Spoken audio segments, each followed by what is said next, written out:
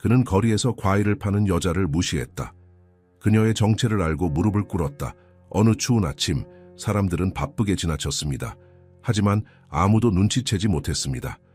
그 길모퉁이에 서 있는 한 여자의 눈빛에 얼마나 깊은 이야기가 숨어 있었는지 그녀는 말하지 않았습니다.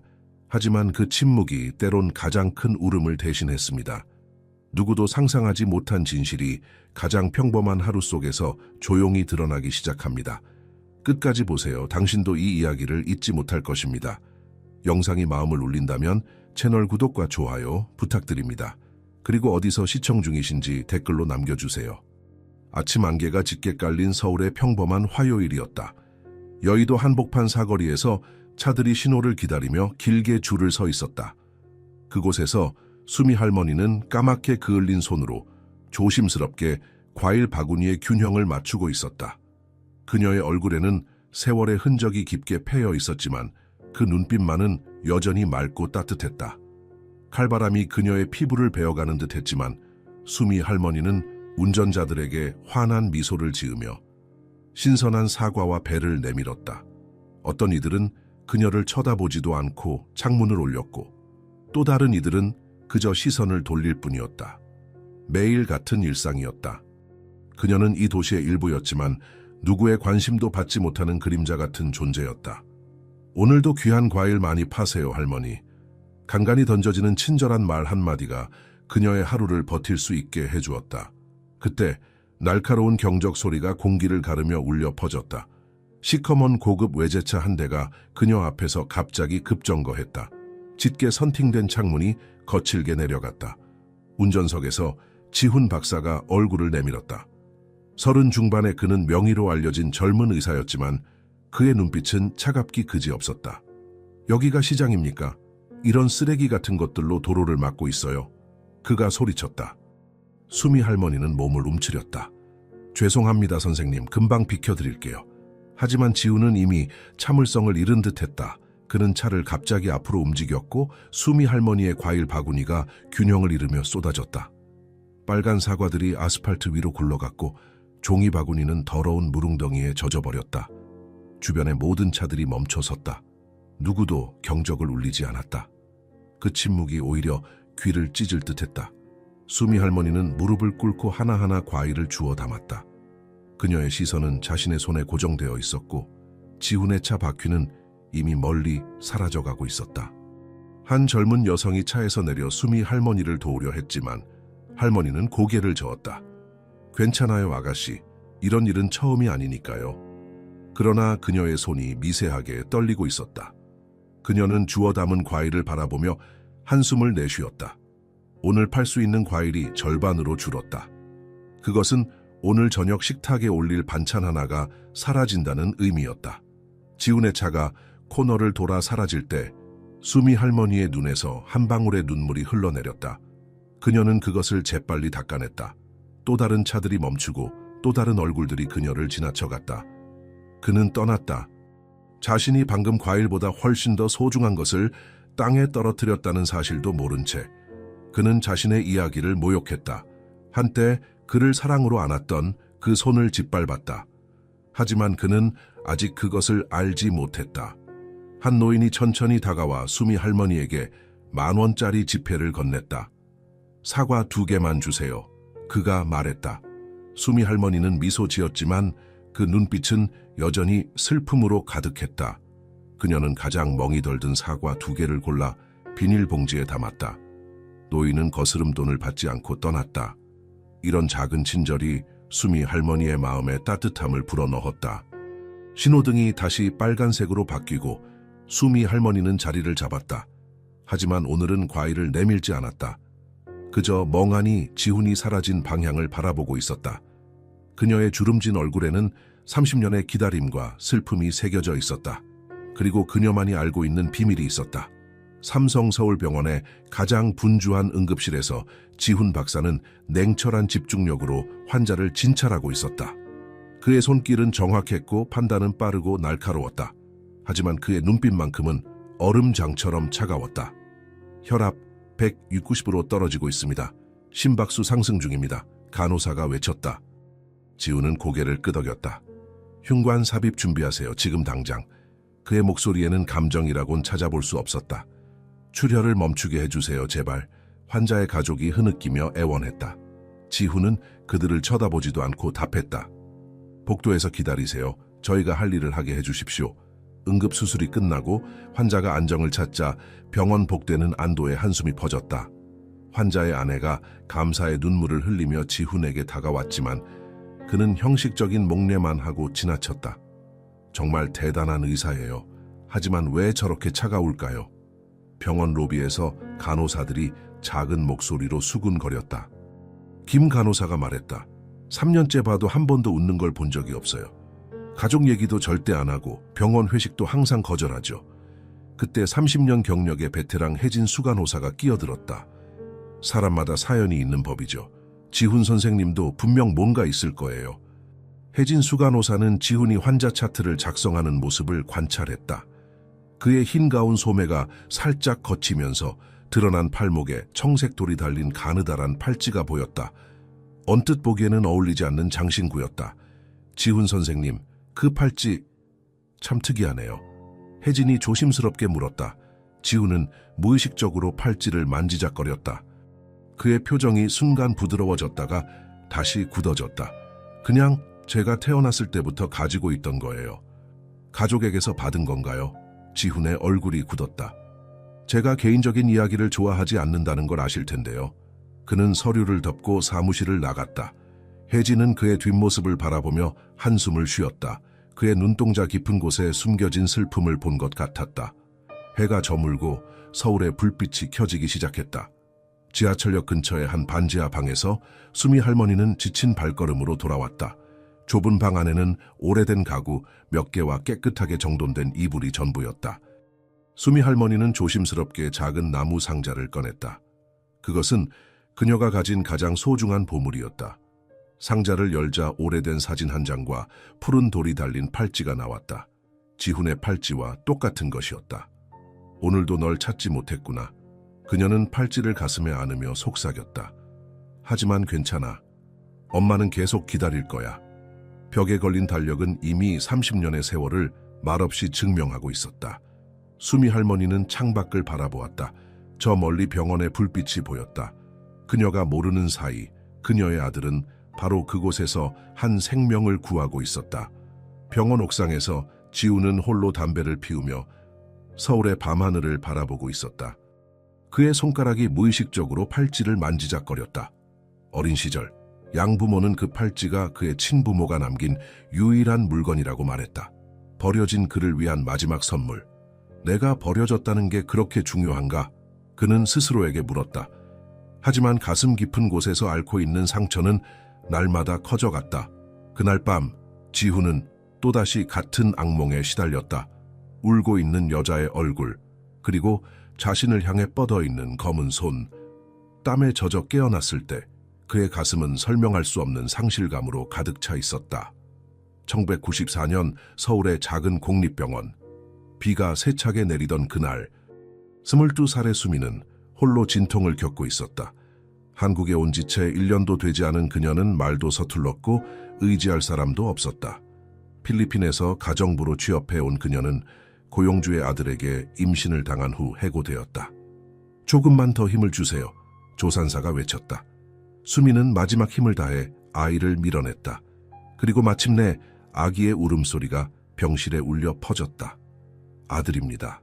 건강한 사내아이예요. 조산사가 말했다. 수미는 지친 얼굴로 미소를 지었다. 제 아들 볼 수 있을까요? 하지만 그녀가 아기를 품에 안기도 전에 병실 문이 열리고 정장을 입은 남녀가 들어왔다. 그들의 표정은 냉정했고 말투는 사무적이었다. 김수미 씨, 맞습니까? 저희는 새희망 아동복지재단에서 왔습니다.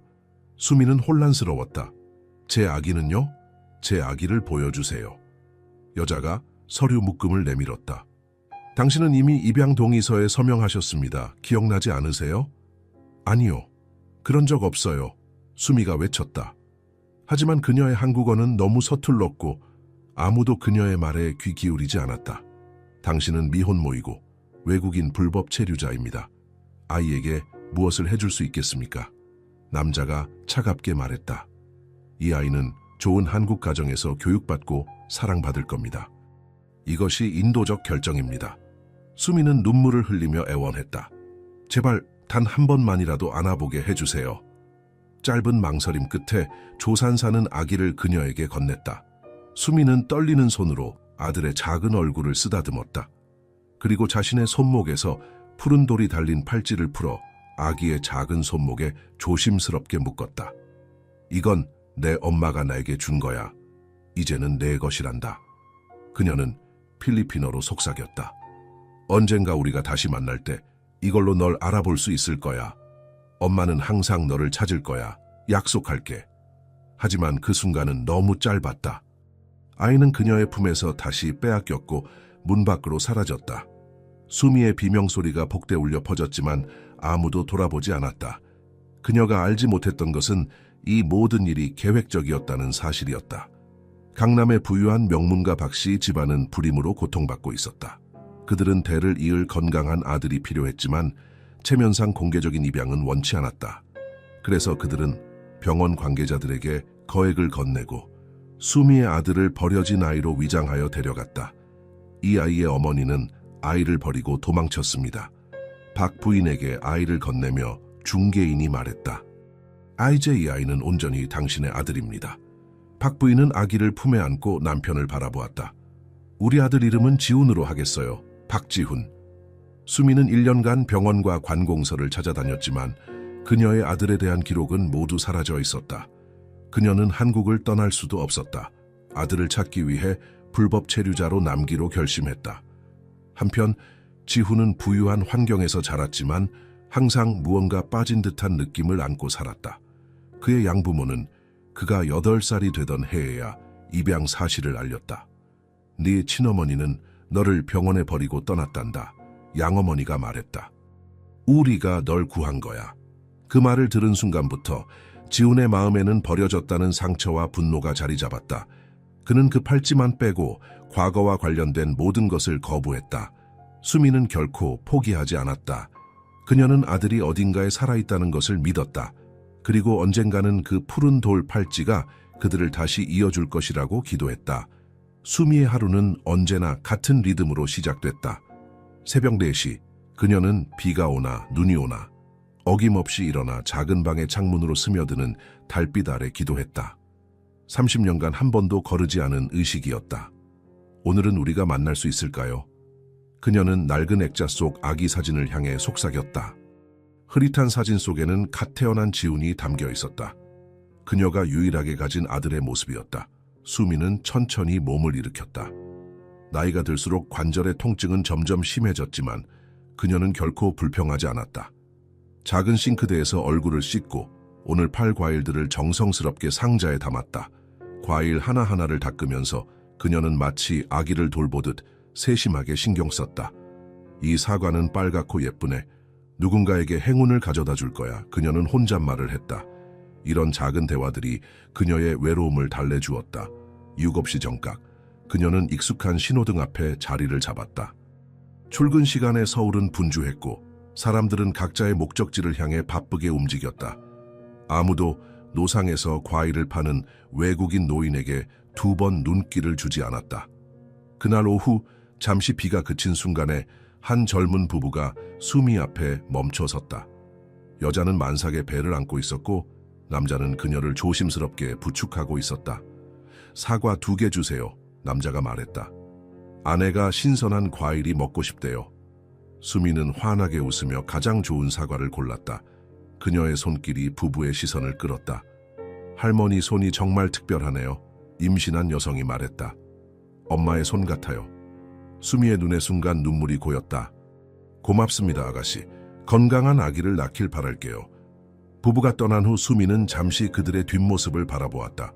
행복한 가족의 모습은 그녀의 가슴을 따뜻하게도 또 아프게도 했다. 매일 점심시간, 수미는 양재천 공원의 벤치에 앉아 도시락을 먹었다. 그녀가 가장 좋아하는 시간이었다. 어머니들이 아이들과 함께 놀이터에서 웃고 떠드는 모습을 바라보는 것이 그녀의 작은 행복이었다. 저기 있는 할머니는 왜 항상 혼자일까? 한 아이가 물었다. 쉿, 실례야. 그 아이의 어머니가 타일렀다. 수미는 미소를 지으며 손을 흔들었다. 그녀는 그들의 대화를 듣고 있었지만 개의치 않았다. 사람들의 수군거림에는 이미 익숙해져 있었다. 그날 저녁 삼성 서울병원의 당직실에서 지우는 또다시 악몽에 시달리고 있었다. 꿈속에서 한 여성이 계속해서 그의 이름을 부르며 울고 있었다. 그는 식은땀을 흘리며 잠에서 깨어났다. 지훈 선생님 괜찮으세요? 혜진 수간호사가 문을 두드렸다. 소리를 지르셨어요. 지훈은 당황해하며 자세를 바로 했다. 괜찮습니다. 그냥 꿈을 꿨어요. 혜진은 그에게 물 한 잔을 건넸다. 요즘 꿈 자주 꾸시나 봐요. 며칠째 안색이 안 좋아 보이는데. 지훈은 잠시 침묵했다가 입을 열었다. 하이상한 꿈을 계속 꿉니다. 한 여자가 울고 있는, 그리고 저를 부르는 것 같아요. 혜진은 그의 말에 의미심장한 눈빛을 보냈다. 가끔은 몸이 마음이 기억하지 못하는 것을 기억하기도 합니다. 우리 몸은 거짓말을 모르니까요. 지훈은 그녀의 말에 고개를 들었다. 무슨 뜻이죠?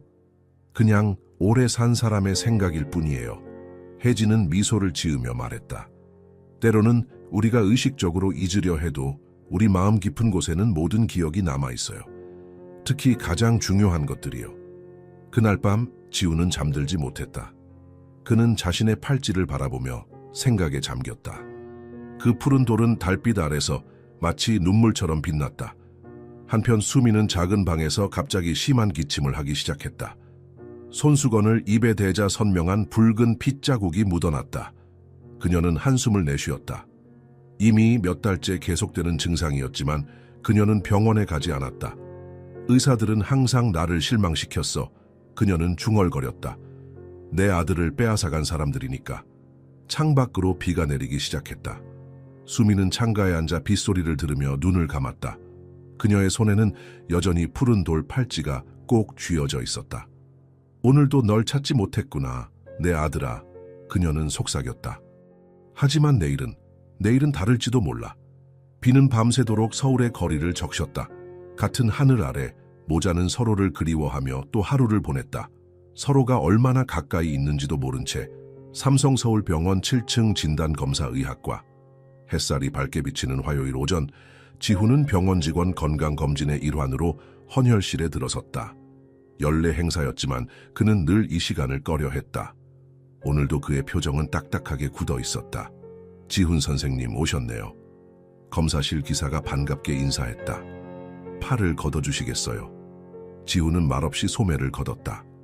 푸른 돌팔찌가 드러나자 기사는 호기심 어린 시선을 보냈지만 지훈의 차가운 눈빛에 곧 시선을 돌렸다.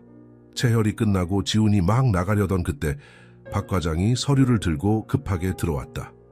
지훈 선생님 잠시만요. 그가 불렀다. 선생님 혈액 검사 결과에 특이점이 있어서요. 지훈은 의아한 표정으로 돌아섰다. 무슨 문제라도 있습니까? 건강상의 문제는 아닙니다만.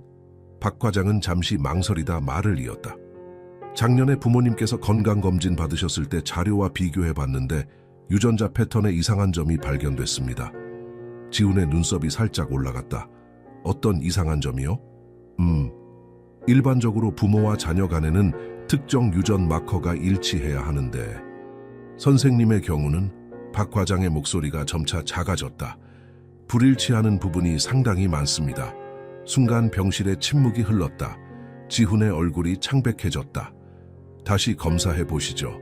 그의 목소리는 차갑게 가라앉았다. 물론입니다. 오류일 수도 있으니까요. 박 과장이 황급히 대답했다. 하지만 3번의 재검사 후에도 결과는 같았다. 지훈은 자신이 알고 있던 부모와 유전적으로 일치하지 않았다. 그는 입양 사실을 이미 알고 있었지만 양부모는 항상 그의 친부모에 대해 모호하게 말해왔다. 너를 직접 입양했다는 말만 반복했을 뿐. 그날 저녁, 지훈은 강남의 고급 주택가에 위치한 양부모의 집을 방문했다.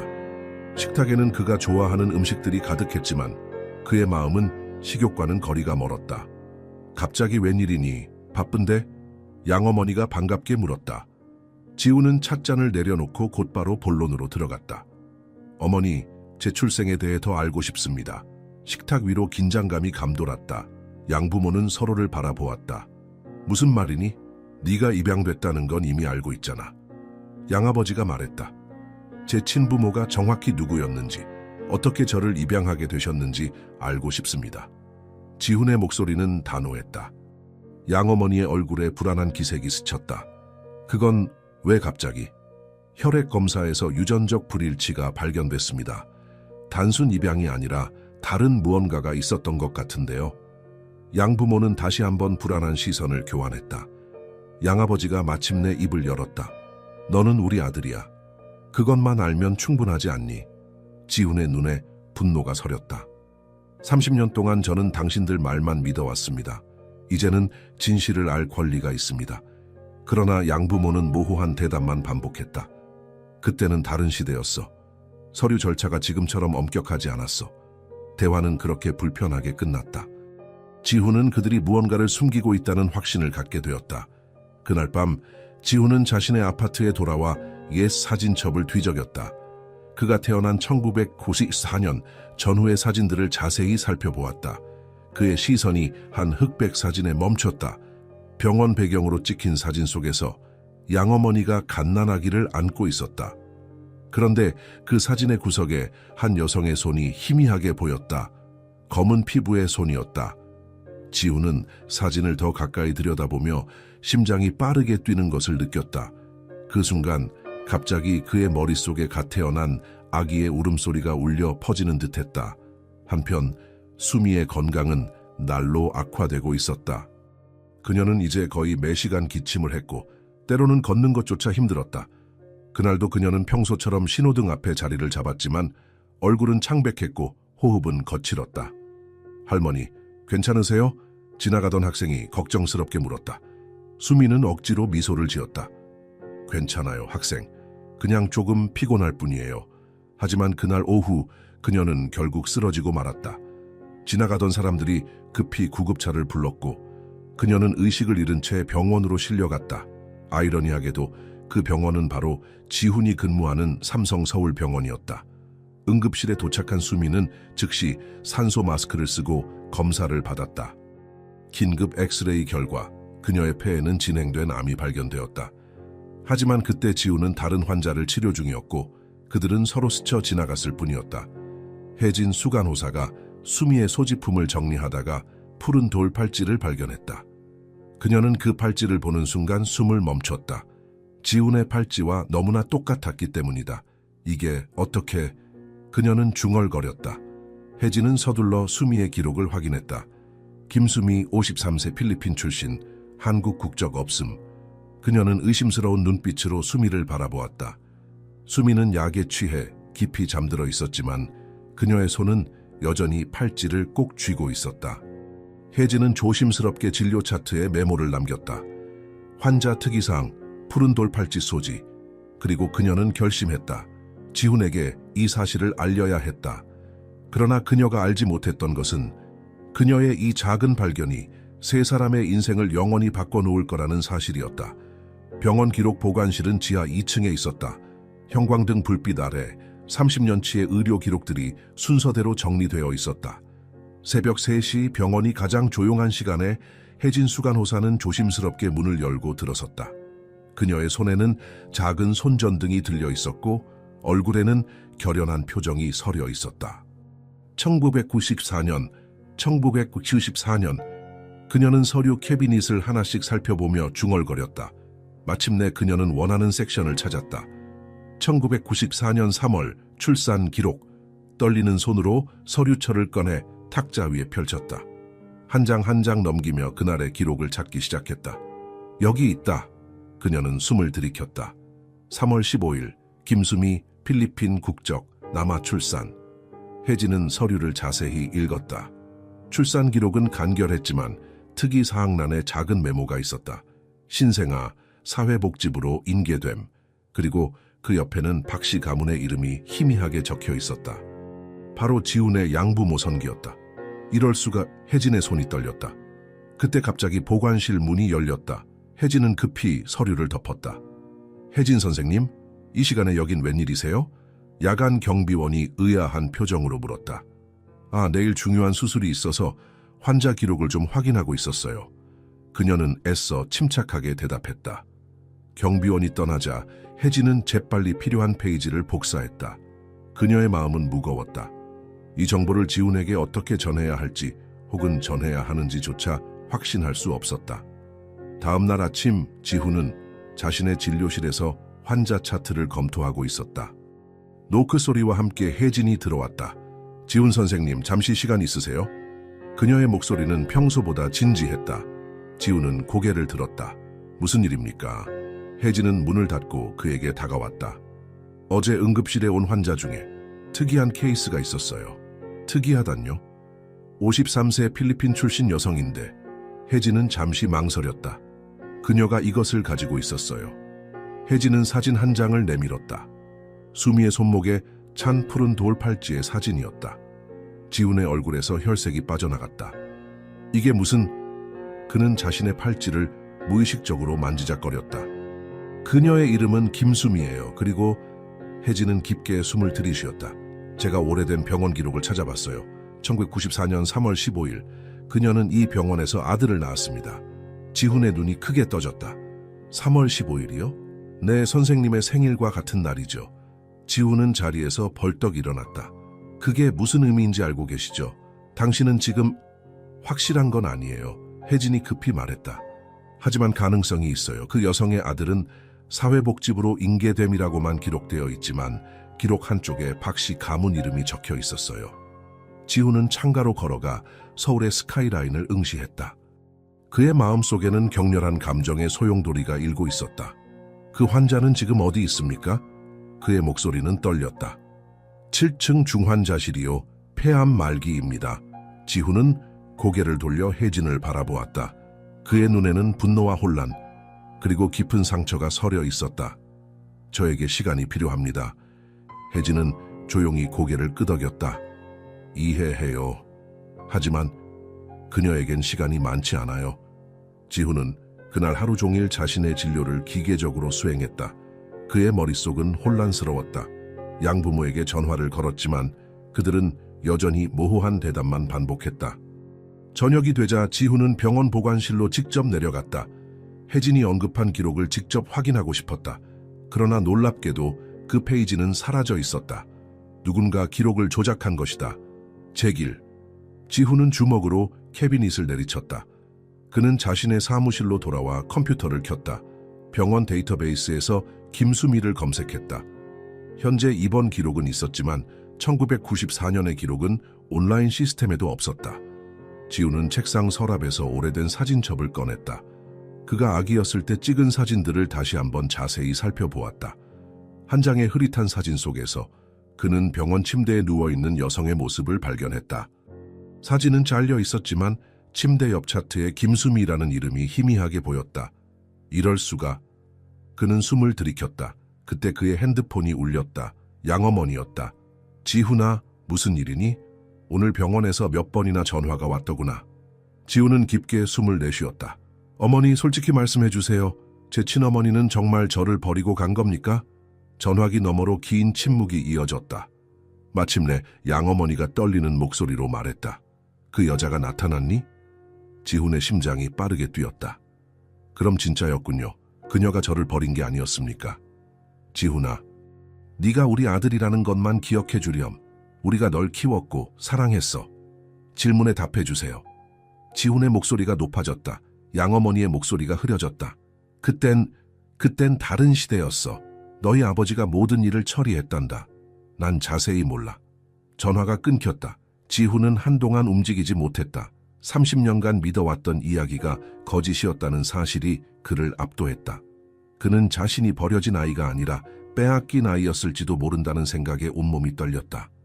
그날 밤 지훈은 수미의 병실 앞까지 갔지만 문 앞에서 발걸음을 멈췄다. 그는 아직 준비가 되지 않았다. 그 여성이 정말 자신의 친어머니라면 그는 어떻게 대해야 할지 몰랐다.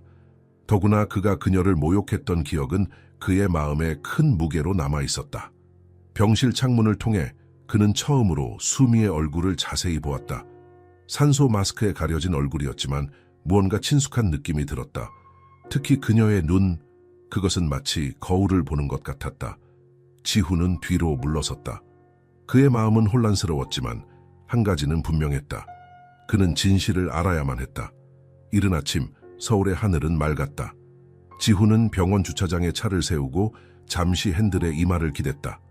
밤새 잠을 이루지 못한 그의 눈은 충혈되어 있었고 평소의 단정한 모습은 온데간데 없었다. 30년 동안 자신이 믿어왔던 모든 것이 하룻밤 사이에 무너진 느낌이었다. 내가 지금 뭘 하려는 거지? 그는 중얼거렸다. 병원 로비에 들어서자 간호사들이 그를 보고 놀란 표정을 지었다. 오늘은 그의 휴일이었기 때문이다. 그러나 지훈은 아무에게도 눈길 한 번 주지 않고 곧장 엘리베이터로 향했다. 7층 중환자실. 복도는 조용했고 오직 기계음만이 규칙적으로 울려 퍼졌다. 지훈은 숨을 깊게 들이마시고 수미의 병실 앞에 서왔다. 투명한 유리창을 통해 그는 병상에 누워있는 작은 체구의 여성을 바라보았다. 산소 마스크와 여러 관을 꽂은 채 그녀는 너무나 연약해 보였다. 선생님 오셨네요. 혜진의 목소리가 들렸다. 지훈은 천천히 고개를 돌렸다. 상태가 어떻습니까? 안정적이지만 좋지 않아요. 폐암 말기예요. 적극적 치료보다는 완화 의료를 시작했어요. 혜진의 목소리에는 연민이 묻어났다. 그녀는 깨어 있습니까? 간헐적으로요. 진통제 때문에 대부분 시간을 자고 있어요. 지훈은 창문에 손을 대고 수미를 바라보았다. 소독약 냄새와 병원 특유의 차가운 공기가 그를 감쌌다. 이곳은 그가 매일 수십 번씩 드나드는 공간이었지만 오늘은 모든 것이 낯설게 느껴졌다. 혜진 선생님, 그가 조용히 말했다. 잠시 저희 둘만 있게 해주시겠어요? 혜진은 고개를 끄덕이고 자리를 떠났다. 지훈은 심호흡을 하고 병실 문을 열었다. 방 안은 조용했고 오직 모니터에 규칙적인 비프음만이 들렸다. 그는 천천히 수미의 침대 곁으로 다가갔다. 가까이서 보니 그녀의 얼굴은 더욱 야위어 보였다. 주름진 피부, 마른 입술, 그리고 희끗한 머리카락. 하지만 그 얼굴에는 어딘가 평화로움이 깃들어 있었다. 지훈은 의자에 앉아 한동안 그녀를 바라보았다. 그는 이 순간을 위해 무엇을 말해야 할지 밤새 생각했지만 모든 단어가 그의 머릿속에서 사라져 버렸다. 그때 수미의 눈꺼풀이 미세하게 움직였다. 그녀는 천천히 눈을 뜨고 방 안을 둘러보았다. 그리고 마침내 그녀의 시선이 지훈에게 멈췄다. 두 사람의 눈이 처음으로 마주쳤다. 30년의 시간이 한순간에 압축되는 것 같았다. 수미의 눈에 혼란이 스쳤고 이어서 놀라움이 깃들었다. 안녕하세요. 지훈이 조심스럽게 말을 건넸다. 그의 목소리는 평소보다 부드러웠다. 수미는 천천히 손을 들어 산소 마스크를 내렸다. 당신은 의사 선생님이신가요? 그녀의 목소리는 가늘고 약했다. 네, 저는 이 병원 의사입니다. 수미는 미소를 지으려 했지만 그것은 그저 입술의 작은 떨림에 불과했다. 감사합니다. 많이 좋아졌어요. 지훈은 그녀가 자신을 알아보지 못한다는 것을 깨달았다. 신호등에서 그녀를 모욕했던 날, 그는 선글라스를 끼고 있었고 창문을 통해 얼굴을 제대로 내밀지도 않았다. 혹시, 지훈은 목을 가다듬었다. 혹시 성함이 어떻게 되시나요? 김수미예요. 그녀가 대답했다. 김수미. 지훈은 그 이름을 되뇌었다. 혹시 자제분이 계신가요? 수미의 눈이 슬픔으로 물들었다. 아들이 하나 있어요. 하지만 그녀는 잠시 말을 멈추고 창밖을 바라보았다. 오래전에 잃어버렸어요. 지훈의 가슴이 조여왔다. 어떻게 잃어버리셨나요? 그를 낳자마자 데려갔어요. 입양이라고 했지만 수미의 목소리가 흔들렸다. 사실은 빼앗긴 거였어요. 지훈은 자신의 손이 떨리는 것을 느꼈다. 그 아이를 찾으려고 하셨나요? 매일이요. 수미의 눈에 눈물이 고였다. 30년 동안 매일, 하지만 찾지 못했어요. 이제는 그녀는 기침을 했다. 이제는 시간이 얼마 남지 않았네요. 지훈은 목을 가다듬었다. 실례지만 무엇을 가지고 아드님을 알아보실 수 있나요? 수미는 천천히 손을 들어 자신의 팔목을 가리켰다. 그곳에는 푸른 돌 팔찌가 있었다. 이거요. 그 아이에게도 똑같은 팔찌를 줬어요. 내 어머니가 나에게 주신 것이었죠. 지훈의 심장이 빠르게 뛰었다. 그는 천천히 자신의 소매를 걷었다. 그의 팔목에는 똑같은 푸른 돌 팔찌가 빛나고 있었다. 수미의 눈이 크게 떠졌다. 그녀는 지훈의 팔찌를 바라보며 숨을 멈췄다. 두 사람 사이에 긴 침묵이 흘렀다. 이름이... 수미의 목소리가 떨렸다. 당신 이름이 뭐예요? 박지훈입니다. 지훈. 그녀는 그 이름을 마치 오래된 기도처럼 읊조렸다. 그게 내가 지어준 이름이에요. 내 아들의 이름. 눈물이 그녀의 볼을 타고 흘러내렸다. 지훈은 무슨 말을 해야 할지 몰랐다. 그는 30년간 자신의 친어머니를 버려진 아이로 생각하며 원망해왔다. 하지만 진실은 전혀 달랐다. 왜? 지훈의 목소리가 떨렸다. 왜 저를 찾지 않으셨어요? 찾았어. 수미가 간절히 말했다. 매일 모든 병원과 입양기관을 찾아다녔어. 하지만 기록은 모두 사라졌고 너무 가난했고 불법 체류자였어. 아무도 내 말을 들어주지 않았어. 지훈은 자신의 가슴이 무너져 내리는 것을 느꼈다. 그가 알고 있던 세상은 더 이상 존재하지 않았다. 그는 자신이 버려진 것이 아니라 사랑받았다는 사실을 깨달았다. 그리고 그 사랑은 30년 동안 한 번도 멈춘 적이 없었다. 수미는 떨리는 손으로 지훈의 얼굴을 향해 손을 뻗었다. 네가 정말 내 아들이니? 지훈은 그녀의 손을 잡았다. 그 순간 그는 이 손이 신호등에서 과일을 주워 담던 바로 그 손임을 깨달았다. 자신이 모욕했던 바로 그 손, 자신이 짓밟았던 바로 그 손. 어머니, 처음으로 그는 그 단어를 내뱉었다. 그의 눈에 눈물이 가득 고였다. 수미의 얼굴에 미소가 번졌다. 30년의 기다림 끝에 그녀는 마침내 자신의 아들을 찾았다. 그리고 지훈은 처음으로 자신의 진짜 어머니를 마주했다. 하지만 그들의 재회는 기쁨만큼이나 슬픔으로 가득했다. 왜냐하면 그들 모두 알고 있었기 때문이다. 이제 그들에게 남은 시간이 많지 않다는 것을. 서울의 하늘은 먹구름으로 뒤덮여 있었다. 빗방울이 병원 창문을 두드리는 소리가 조용한 병실 안으로 스며들었다. 지훈은 수미의 침대 옆에 앉아 그녀의 손을 잡고 있었다. 그들의 재회 이후 48시간 동안 그는 거의 병실을 떠나지 않았다. 그의 얼굴에는 피로의 그림자가 드리워져 있었지만 눈빛만은 맑고 결연했다. 좀 쉬다 오지 그래? 수미가 약한 목소리로 물었다. 의사 선생님이 이렇게 지쳐 있으면 안 되지. 지훈은 미소를 지었다.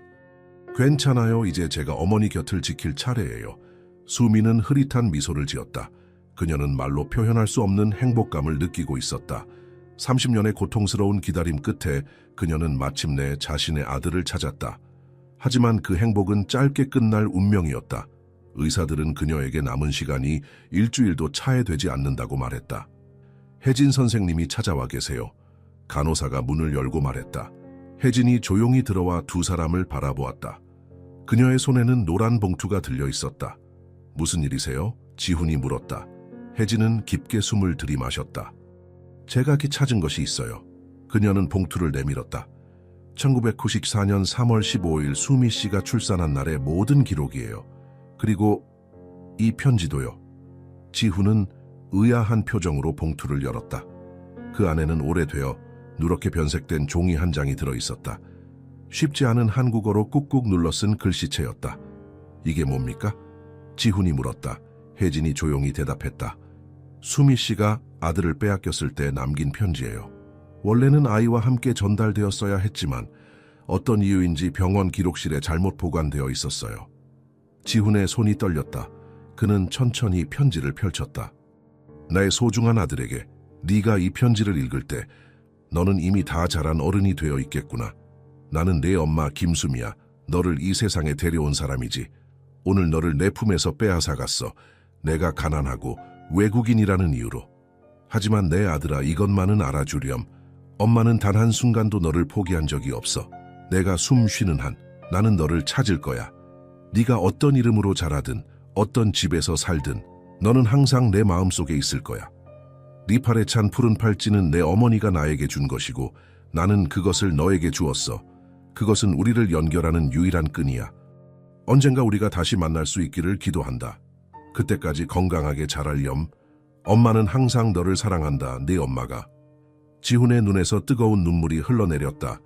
그는 30년 동안 자신이 버려졌다고 믿었다. 하지만 진실은 그 반대였다. 그는 사랑받았고 그리워했던 것이다. 어머니.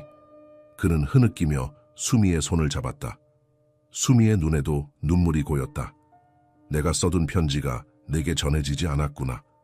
혜진은 조용히 나가려 했지만 지훈이 그녀를 불러 세웠다. 혜진 선생님, 어떻게 이걸 찾으셨어요? 혜진의 얼굴에 슬픈 미소가 떠올랐다. 저는 30년 전에도 이 병원에 있었어요. 신규 간호사였죠. 그날의 일을 희미하게 기억해요. 필리핀 여성이 아이를 잃고 절규하던 모습을, 하지만 그때는 너무 어리고 무력했어요. 지훈은 잠시 말을 잇지 못했다. 모든 것이 이해되기 시작했다. 왜 혜진이 그토록 열심히 도왔는지. 그것은 30년 전의 죄책감 때문이었다. 고맙습니다. 지훈이 진심으로 말했다. 혜진은 조용히 문을 닫고 나갔다. 병실에는 다시 모자만 남았다.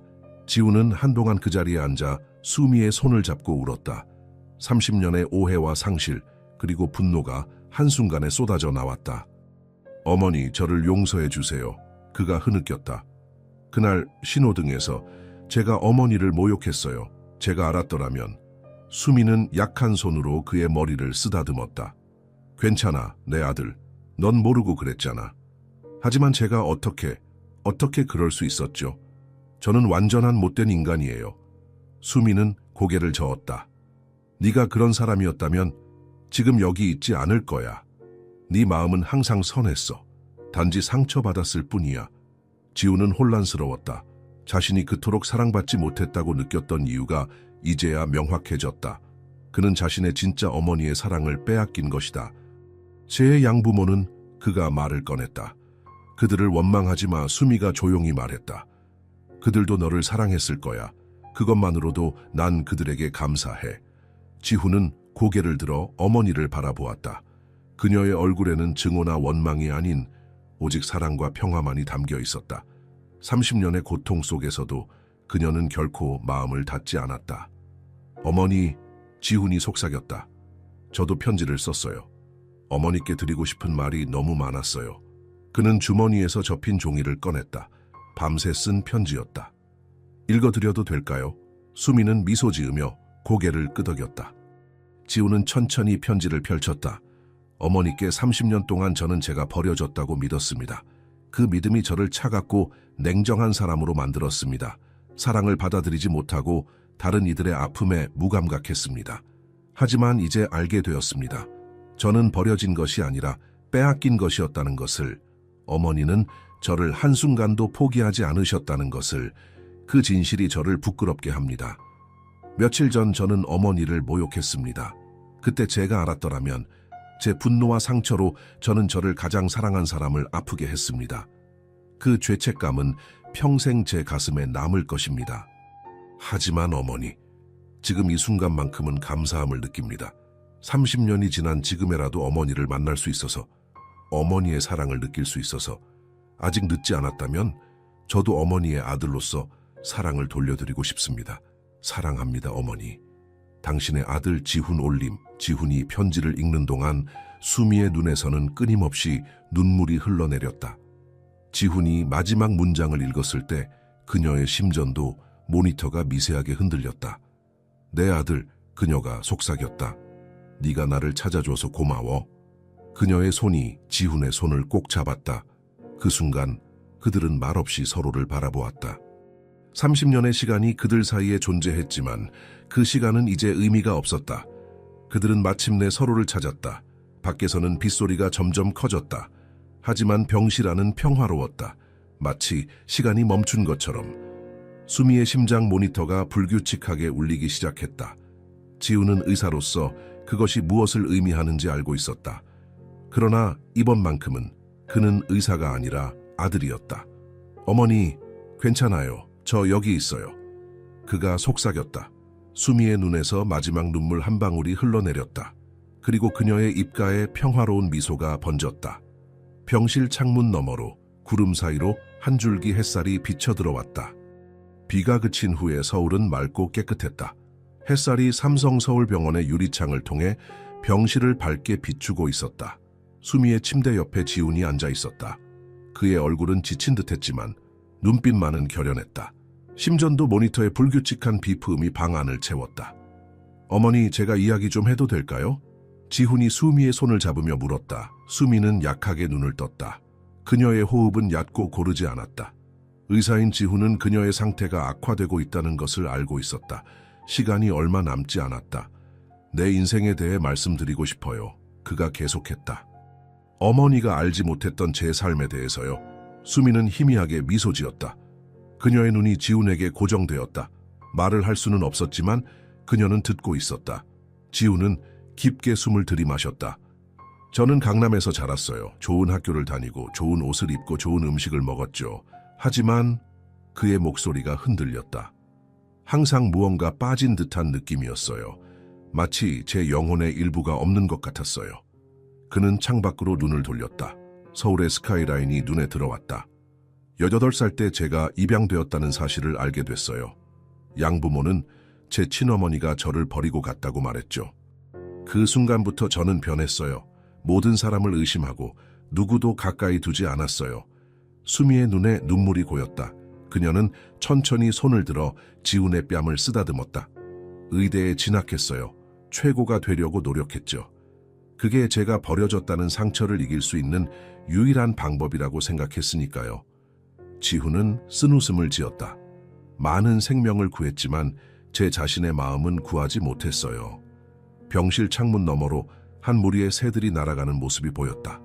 지훈은 잠시 그들을 바라보았다가 다시 수미에게 시선을 돌렸다. 매일 밤 같은 꿈을 꿨어요. 검은 손이 저를 향해 뻗어오는 꿈이요. 그게 어머니였다는 걸 이제야 알았어요. 그의 목소리가 떨렸다. 어머니의 손길이 저를 찾고 있었던 거예요. 수미의 눈에서 눈물이 흘러내렸다. 지훈은 손수건으로 조심스럽게 그녀의 눈물을 닦아주었다. 제가 냉정하고 차가운 사람이 된 이유는 제가 버려졌다고 생각했기 때문이에요. 하지만 이제 알아요. 저는 버려진 게 아니라 빼앗긴 거였어요. 그의 눈에도 눈물이 고였다. 어머니는 단 한순간도 저를 포기한 적이 없었던 거죠. 수미는 천천히 고개를 끄덕였다. 그녀의 입술이 움직였지만 소리는 나오지 않았다. 지훈은 그녀에게 더 가까이 다가갔다. 어머니가 말씀하시려는 것이 뭔가요? 수미는 힘겹게 산소 마스크를 내렸다. 내 아들. 그녀의 목소리는 거의 들리지 않았다.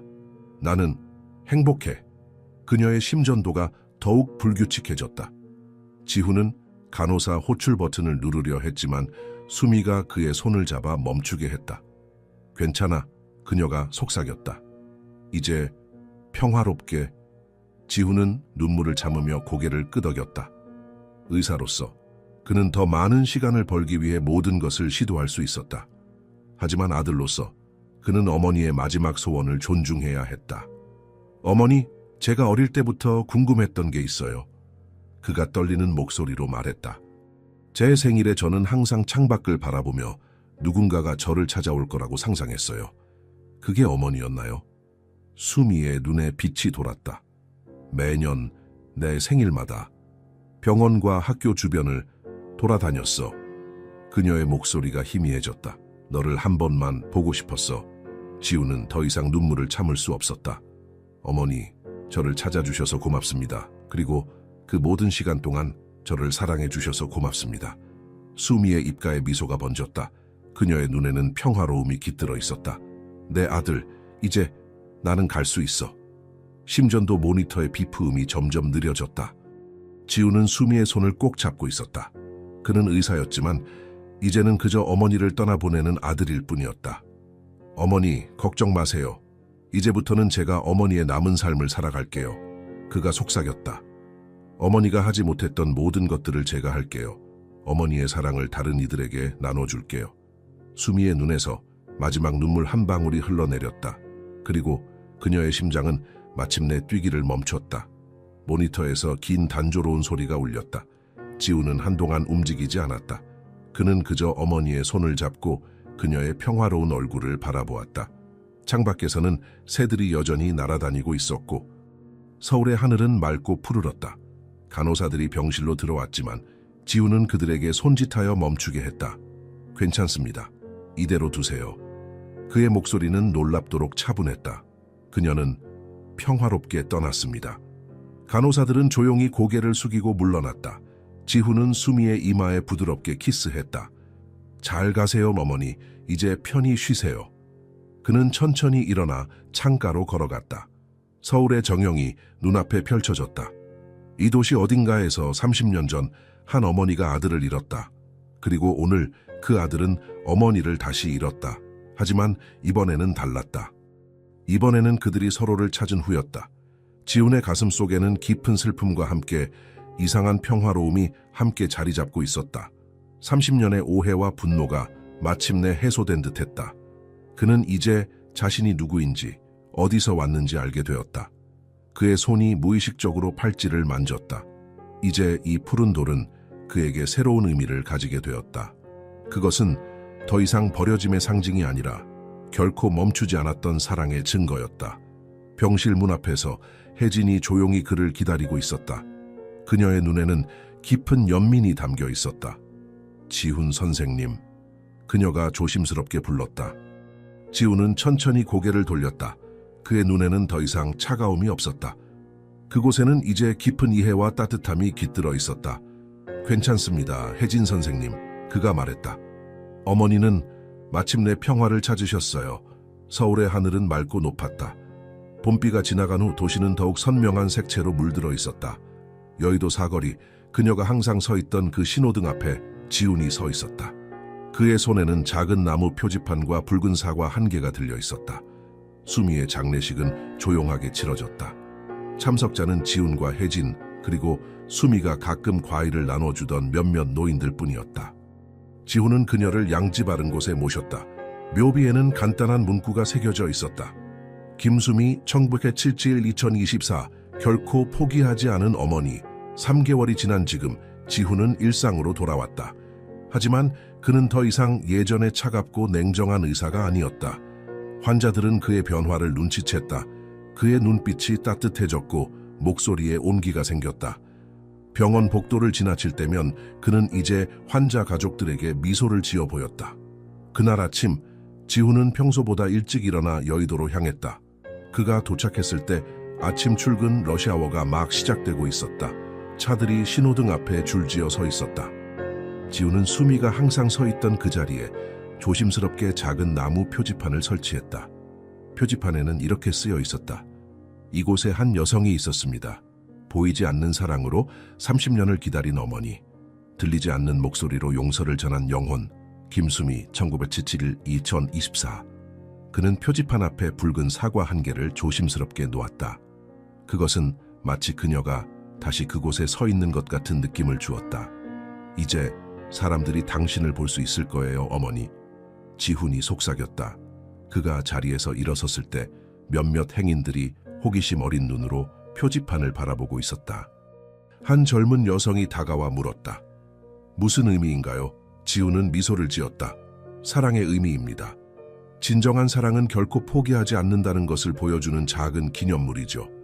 병원으로 돌아가는 길, 지훈의 핸드폰이 울렸다. 양부모였다. 수미가 세상을 떠난 후 그는 그들과 마주하지 않을 수 없었다. 그 대화는 어색하고 긴장감이 감돌았지만 필요한 것이었다. 여보세요, 어머니. 그가 전화를 받았다. 지훈아, 오늘 저녁에 시간 있니? 아버지와 내가 너와 이야기하고 싶구나. 지훈은 잠시 침묵했다. 그의 마음속에는 여전히 복잡한 감정이 있었다. 하지만 수미의 마지막 말이 그의 귓가에 울렸다. 그들을 원망하지 마. 네, 시간 있어요. 가겠습니다. 그날 오후 지훈은 병원 이사회 앞에 섰다. 그의 표정은 결연했고 목소리는 확신에 차 있었다. 수미 재단은 사회적 약자, 특히 이주 여성들과 그들의 자녀를 지원하는 것을 목표로 합니다. 저는 이 재단에 제 개인 재산의 상당 부분을 기부할 것이며 병원이 이 프로젝트에 동참해 주시길 부탁드립니다. 이사진들 사이에서 놀란 표정과 의아한 시선이 오갔다. 지훈의 변화는 병원 전체의 화제였다. 지훈 박사님, 갑작스러운 제안이네요. 이사장이 말했다. 무슨 계기가 있으셨나요?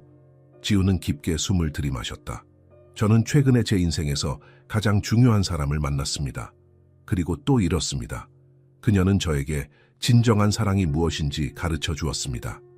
회의실에 침묵이 흘렀다. 그녀의 이름은 김수미였습니다. 저의 생모이시죠. 30년 동안 저를 찾기 위해 모든 것을 희생하신 분입니다. 지훈은 차분하게 자신의 이야기를 들려주었다. 빼앗긴 아이, 잃어버린 어머니, 그리고 너무 짧았던 재회. 그의 이야기가 끝났을 때 회의실의 모든 사람들의 눈에는 눈물이 고여 있었다. 이사장이 자리에서 일어나 지훈에게 다가왔다. 지훈 박사님, 당신의 제안을 전폭적으로 지지합니다. 수미 재단이 많은 이들에게 희망이 되길 바랍니다. 그날 저녁 지훈은 양부모의 집을 방문했다. 식탁 위에는 묵직한 침묵이 감돌았다. 양어머니의 손이 떨리고 있었고 양아버지의 표정은 굳어 있었다. 지훈아, 양어머니가 마침내 입을 열었다. 우리가 정말 미안하구나. 지훈은 천천히 고개를 들었다. 제가 궁금한 건 단 하나예요. 왜 그러셨는지. 양아버지가 깊은 한숨을 내쉬었다. 그때는 다른 시대였다. 우리는 아이가 필요했고 돈과 권력이 있었지 그 여성은 아무것도 없었고 그녀에게는 사랑이 있었습니다. 지훈의 목소리가 단호했다. 그 누구보다도 강한 사랑이요. 방 안에 다시 침묵이 흘렀다. 그녀를 만났니? 양어머니가 떨리는 목소리로 물었다. 네. 그리고 그녀는 이제 이 세상에 없습니다. 지훈의 목에 무언가가 걸렸다. 그녀의 마지막 말은 당신들을 원망하지 말라는 것이었어요. 그녀는 여전히 당신들에게 감사했습니다. 저를 키워주셨으니까요. 양부모의 눈에 눈물이 고였다. 그들은 용서를 구하지도 변명하지도 않았다. 단지 침묵 속에서 자신들의 잘못을 인정했다. 저는 당신들을 미워하지 않아요. 지훈이 마침내 말했다. 어머니가 제게 가르쳐 주셨어요. 미움은 우리를 자유롭게 하지 않는다고. 그 말을 끝으로 지훈은 자리에서 일어났다. 양부모는 그를 붙잡지 않았다. 그들은 그가 가야 할 길이 있음을 알고 있었다. 1년이 흘렀다. 여의도 사거리의 작은 표지판은 이제 더 커졌다. 그곳에는 작은 공원이 조성되었고 수미의 쉼터라는 이름이 붙었다. 많은 이주 여성들과 아이들이 그곳에서 쉬어갔다. 지훈은 매주 그곳을 방문하여 사과를 놓았다. 서울의 여러 병원에는 수미 클리닉이 문을 열었다. 의료 혜택을 받지 못하는 이주민들을 위한 무료 진료소였다.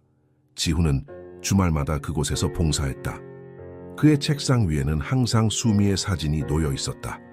흐릿한 흑백 사진이었지만 그 미소만은 선명했다. 지훈은 때때로 그 사진을 바라보며 미소 지었다. 보고 계신가요, 어머니? 그는 종종 속삭였다. 이제 사람들이 당신을 보기 시작했어요. 병원 복도를 걸을 때면 사람들은 이제 다른 눈으로 그를 바라보았다. 그들은 그에게서 깊은 인간미와 따뜻함을 느꼈다. 환자들은 그를 마음이 있는 의사라고 불렀다. 지훈의 팔목에는 여전히 그 푸른 돌 팔찌가 있었다. 그것은 이제 단순한 장신구가 아니라 그의 정체성 그 자체였다. 평생의 미스터리가 마침내 해결되었고 30년의 공허함이 채워졌다. 매년 3월 15일 그의 생일이자 수미와의 재회와 이별의 날, 지훈은 여의도 사거리를 찾았다. 그곳에 사과 하나를 놓고 하늘을 바라보았다. 어떤 어머니들은 주었던 것으로 기억되지 않습니다. 그가 작은 표지판에 새로운 문구를 추가했다. 그들은 그들에게서 빼앗긴 모든 것을 침묵 속에 견뎌낸 강인함으로 기억됩니다. 그리고 지훈은 이제 알고 있었다. 진정한 사랑은 결코 잃어버리지 않는다는 것을, 그것은 단지 다른 형태로 계속된다는 것을. 그의 마음속에 수미는 여전히 살아 숨쉬고 있었다. 그녀의 사랑은 그를 통해 계속해서 세상에 퍼져나가고 있었다. 신호등 앞에 서서 지훈은 마지막으로 한 번 더 하늘을 바라보았다. 감사합니다, 어머니. 이제 저는 볼 수 있습니다. 당신이 항상 저를 보고 계셨다는 것을. The end. 당신이라면 과연 그 상황에서 어떤 선택을 했을까요?